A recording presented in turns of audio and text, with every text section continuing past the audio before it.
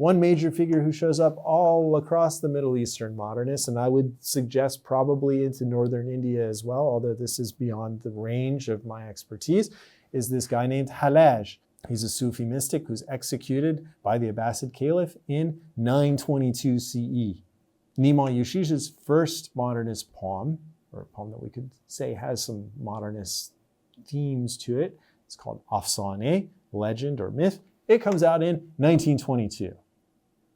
So there's a 1,000-year anniversary of the death of this major Sufi figure who is a real outsider.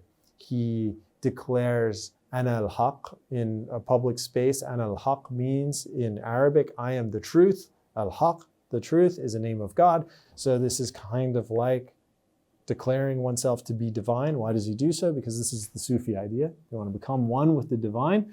But the public declaration of this is an issue. It's not good. So he's executed, right?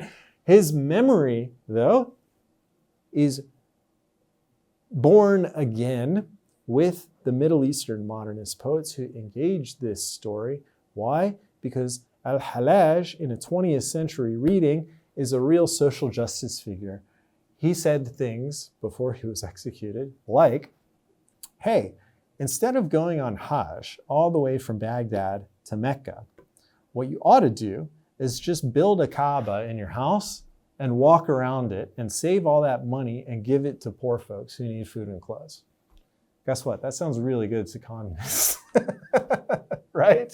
So in the 20th century, we see Middle Eastern modernist poets, including Nimal Yushish, who uses a lot of these Sufi references in his poetry, and specifically an explicit reference to Hallaj from Adunis, who's one of these Beiruti modernists, who is positioning himself as sort of an inheritor of the Arabic tradition, but one who is wholly influenced by his engagement with French surrealism and modernism in the French tradition.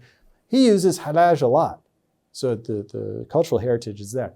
Abd al-Wahhab al-Bayati, Badr Shakr Sayyab's compatriot in Iraq, writes an entire poetic series about Hallaj and his execution. He's using this idea of Ana al-Haq and the revelation of the secret in the 20th century toward his own political ends by refiguring Hallaj as a 20th century revolutionary or something like that.